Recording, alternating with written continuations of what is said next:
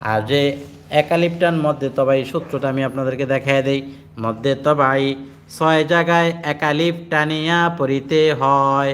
পেশের পরে ওয়াও সাকিন, জেরের পরে ইয়া সাকিন, জবরের পরে খালি আলিফ। এখন উদাহরণগুলো দেখেন। বা পেশ বু, পেশের পরে ওয়াও সাকিন, বা ইয়াজের বি, জেরের পরে ইয়া সাকিন, বা আলিফ জবর বা, জবরের পরে আলিফ। তাহলে বু, বি, বা। দেখেছেন তিনটা। খারা জবর খারাজের উল্টা পেশ হইলে আল্লাহ, খারা জবর আহলিহি, হায় নিচে খারাজের ইন্নাহু, হায়ের উপর উল্টা পেশ।